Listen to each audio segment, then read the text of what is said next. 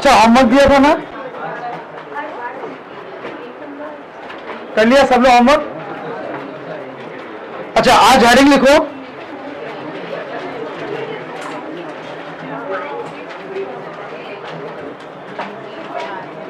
आज हेडिंग लिखो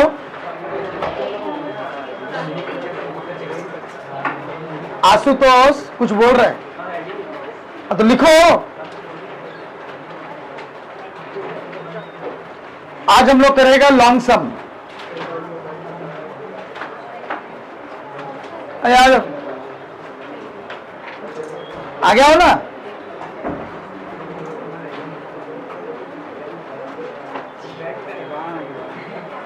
बैठ जाओ, अरे अंदर जाओ, बैठ जाओ बैठ जाओ।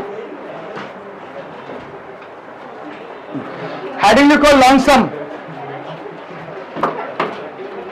क्वेश्चन नंबर 1 निकालो। क्वेश्चन नंबर 1,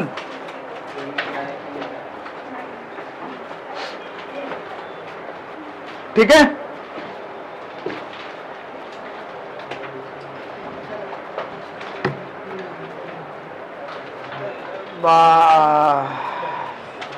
बैठ जाओ बैठ जाओ बैठ जाओ।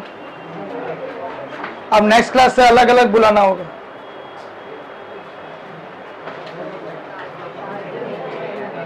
अरे पीछे जगह है तो पीछे बैठ जाओ ना।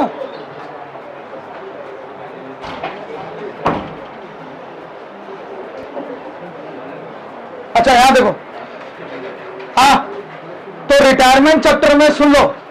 रिटायरमेंट चैप्टर में तुम्हारा 6 मार्क्स का क्वेश्चन आएगा।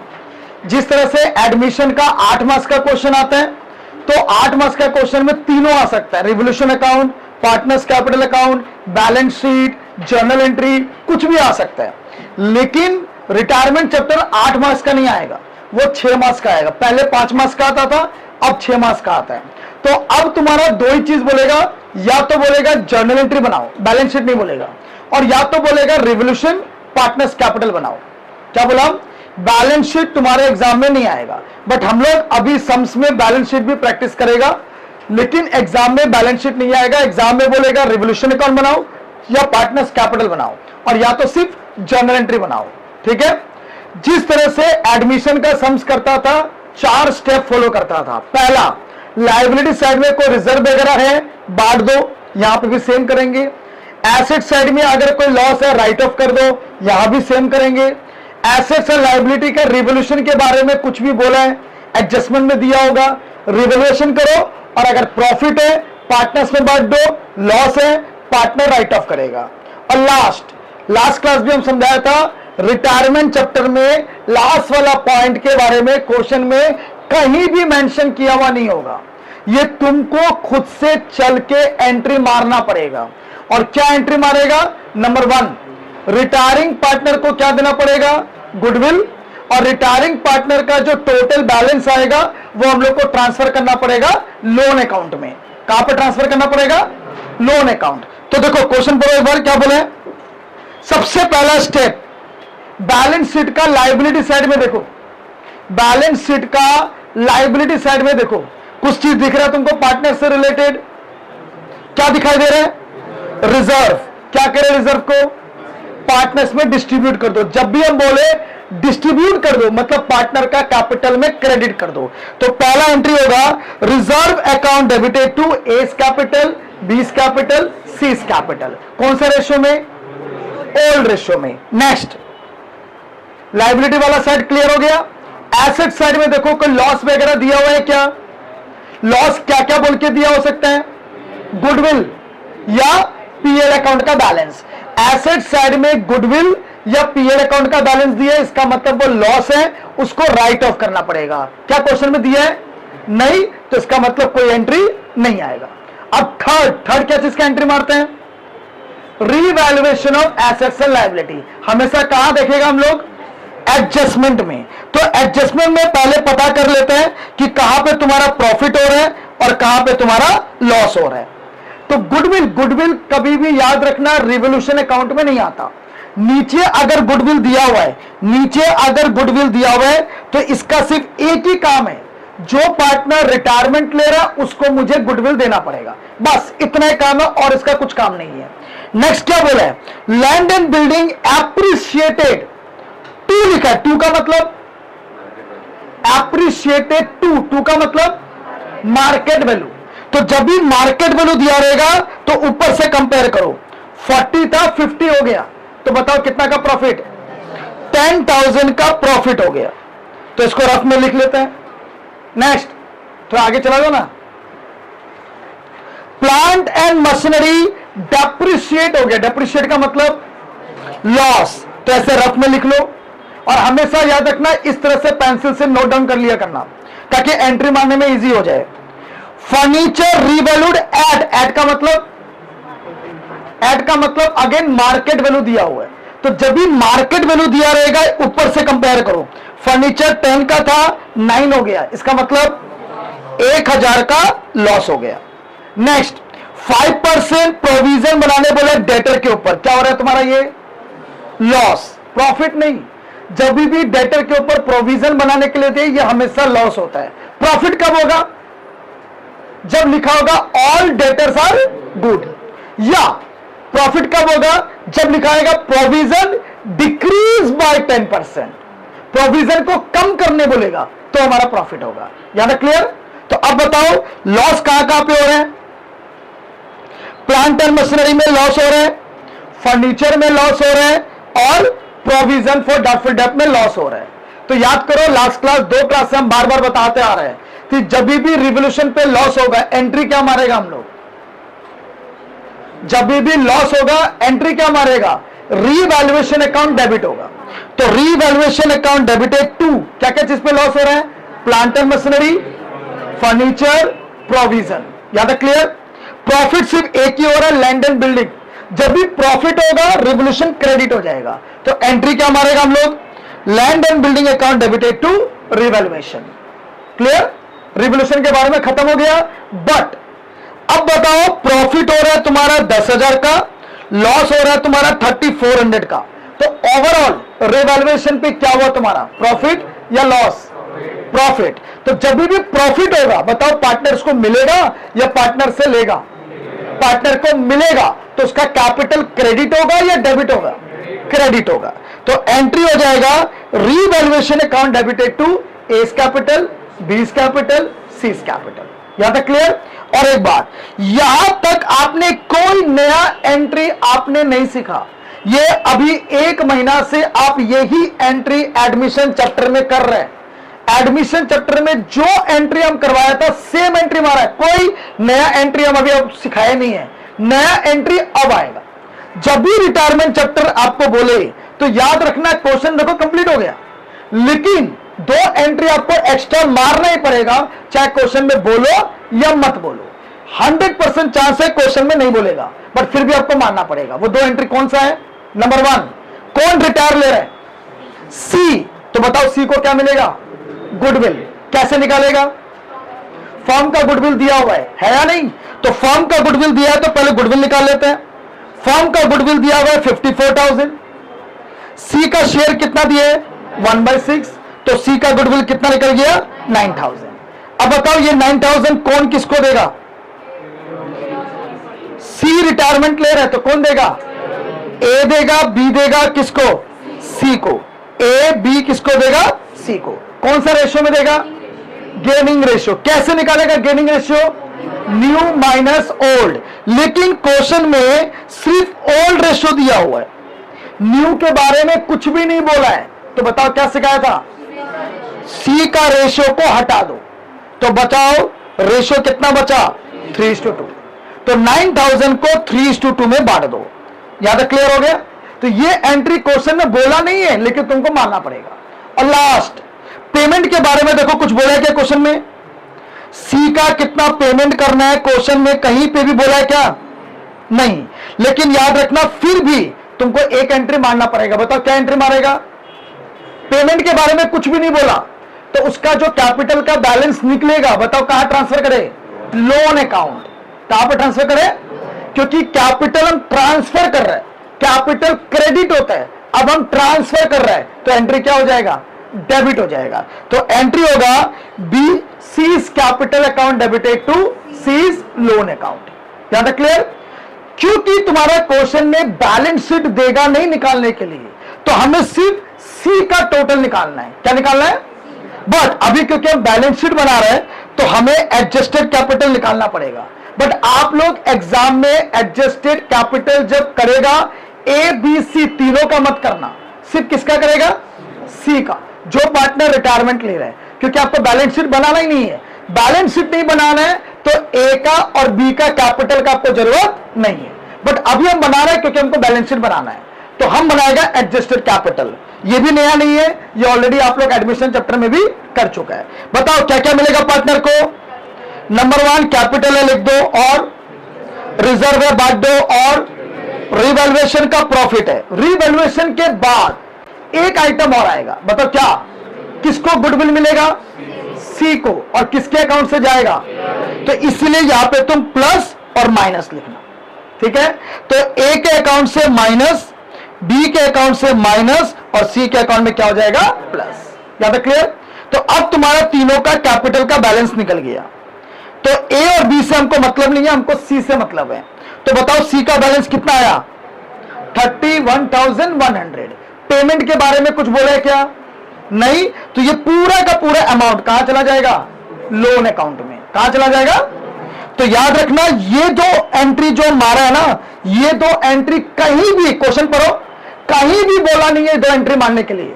बट एडमिशन चैप्टर में क्लियरली लिखा हुआ रहता था कि C bring 20,000 as capital, 5,000 as goodwill, इसलिए हम एंट्री मारता था। बट ये दो एंट्री के बारे में रिटायरमेंट चैप्टर का खासियत है, ये दो एंट्री के बारे में आपका क्वेश्चन में नहीं दिया हुआ।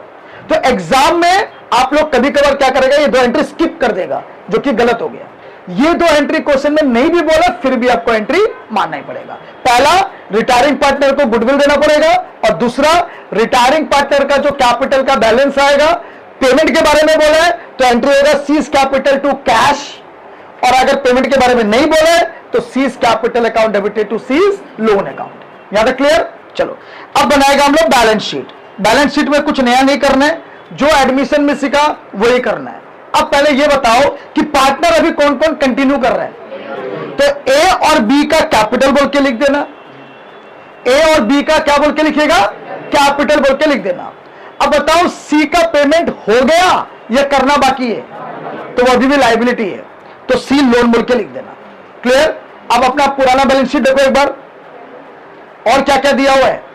रिजर्व वोट बढ़ गया, आएगा नहीं। क्रेडिटर, क्या एडजस्टमेंट में क्रेडिटर के बारे में कुछ बोला है? नहीं, वैसे का वैसा ही लिख दो, ठीक है? अब आ जाओ एसेट साइड में, लैंड एंड बिल्डिंग के लिए क्या बोला था? एप्रिशिएट, ऐड कर दो।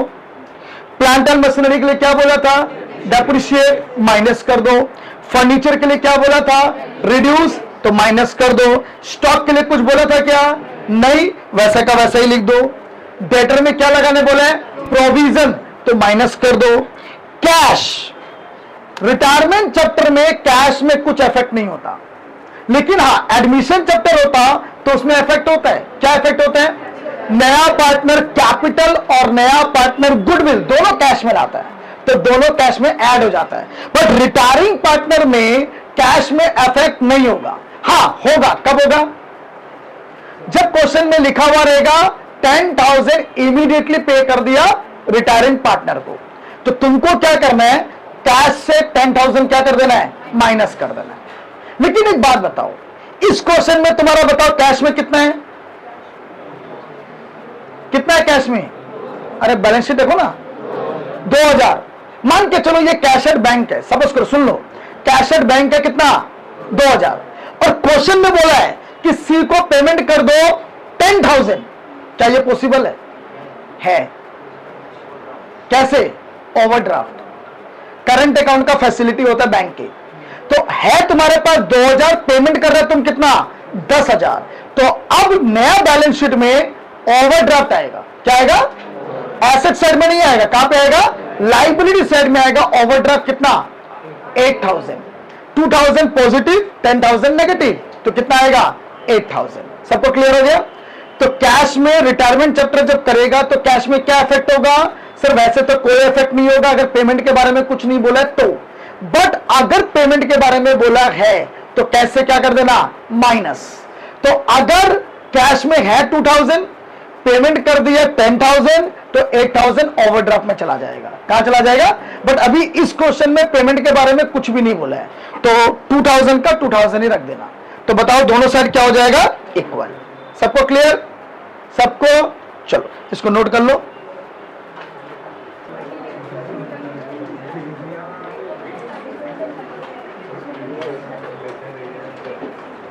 सबका हो गया कंप्लीट?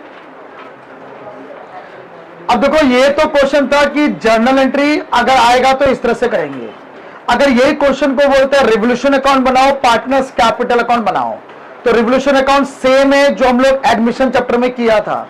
लेजर का फॉर्मेट, जो जो चीज पे लॉस हो रहा है डेबिट साइड, जो जो चीज पे प्रॉफिट हो रहा है कहां लिखेगा, क्रेडिट साइड। तो एक बार ये क्वेश्चन में देख के बताओ क्या क्या चीज में लॉस हो रहा है।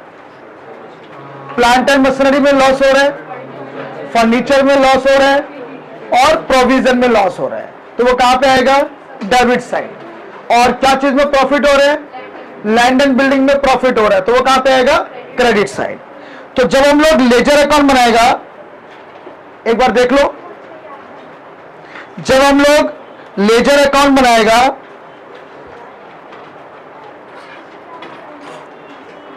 एक बार यहां देख लो, हाँ, तो जब रिवोल्यूशन अकाउंट बनाएगा तो जो भी लॉस हो रहा है वो डेबिट में लिखना। प्लांट एंड मशीनरी में लॉस डेबिट, फर्नीचर में लॉस डेबिट, प्रोविजन में लॉस डेबिट, और प्रॉफिट क्या चीज में हो रहा है, लैंड एंड बिल्डिंग। क्लियर? तो प्रॉफिट हो रहा है तुम्हारा 10,000 का, दोनों साइड में लिख दो।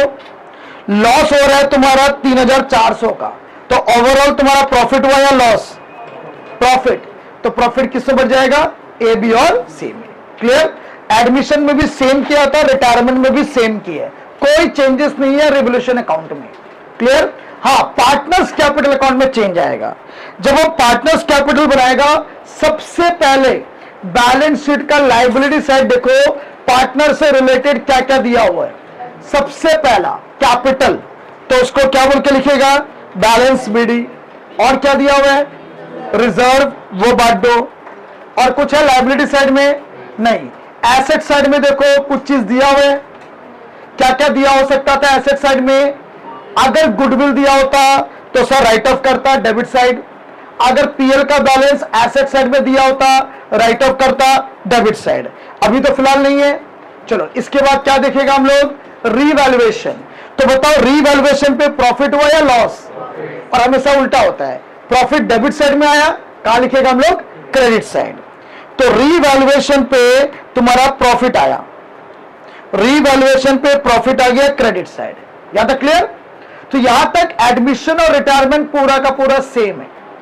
जैसे कि हम बताया था, रिटायरमेंट में दो चीज तुम लोग नया करेगा। पहला क्या करेगा बताओ, कौन सा पार्टनर रिटायरमेंट ले रहा है, सी, तो उसको गुडविल का पैसा मिलेगा। जब भी किसी भी को गुडविल का पैसा मिलेगा तो उसका कैपिटल डेबिट होगा या क्रेडिट होगा, क्रेडिट होगा। तो बताओ कौन देगा गुडविल, ए, और तो यहां लिखेगा एस कैपिटल, यहां पे लिखेगा बीस कैपिटल। कितना कितना निकाला तुम लोग देखो, एंट्री मारा था ना, 5436, यहां देख लो। तो सी को मिलेगा 5400 और कितना 3600। यहां तक क्लियर? तो सी का कैपिटल क्रेडिट हो गया, लेकिन एट द सेम टाइम किसके अकाउंट से जा रहे हैं, ए और बी। तो यहां पे सी कैपिटल बोल के ए के अकाउंट से 5400 और बी के अकाउंट से 3600 क्या कर दो, डेबिट कर दो। समझ में आ गया? कॉन्ट्रा एंट्री हो गया। क्यों? क्योंकि एक के अकाउंट में आ रहा है तो एक के अकाउंट से जा रहा है, इसको कॉन्ट्रा एंट्री कहते हैं। समझ में आ गया? यहां तक क्लियर? अब लास्ट, सर कौन सा पार्टनर रिटायरमेंट ले रहा है, तो उसका अकाउंट को क्लोज करो, उसको खत्म करता है। पहले सी को क्लोज करता है। तो सी का टोटल किया 31,100 आ गया, 31,100 आ गया। यहां कुछ है क्या, नहीं।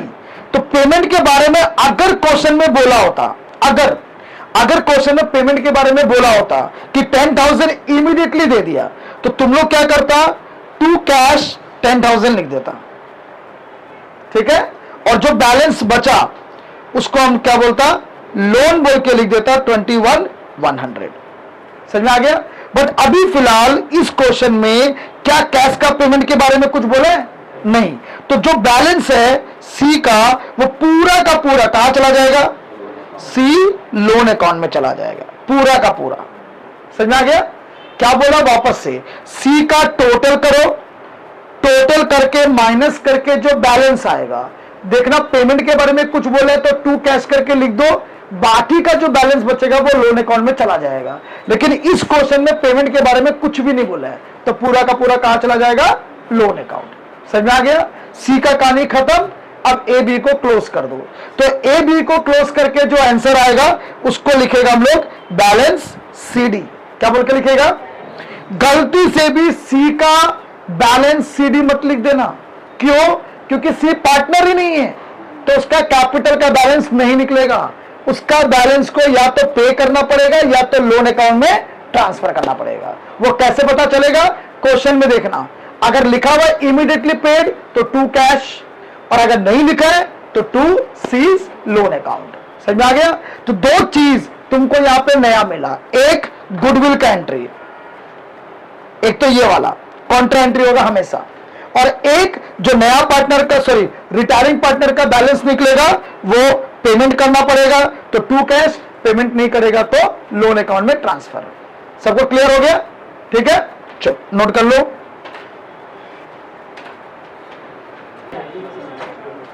क्वेश्चन नंबर 2 का सबसे पहले कहां देखेगा हम लोग?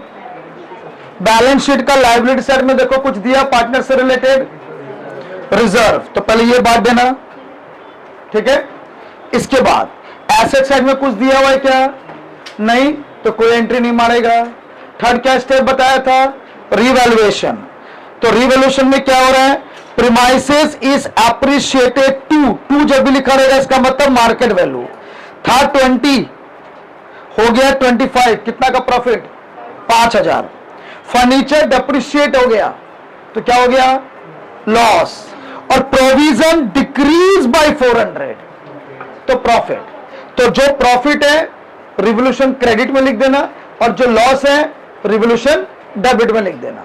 तो पहला एंट्री आएगा reserve account debited to ABC, second entry profit दो हो रहा है प्रीमाइसेस और प्रोविजन में, तो premises account debit, provision account debit to revolution, और लॉस होगा तो रिवोल्यूशन अकाउंट डेबिटेड टू क्या? फर्नीचर। तो प्रॉफिट हो रहा है 5400 का, लॉस हो रहा है 1000 का, तो बताओ ओवरऑल क्या हो रहा है तुम्हारा? प्रॉफिट किसको मिल जाएगा? A B C. यहां तक क्लियर? इसके बाद दो एंट्री आपको एक्स्ट्रा मारना है, बताओ पहला एंट्री क्या मारोगे?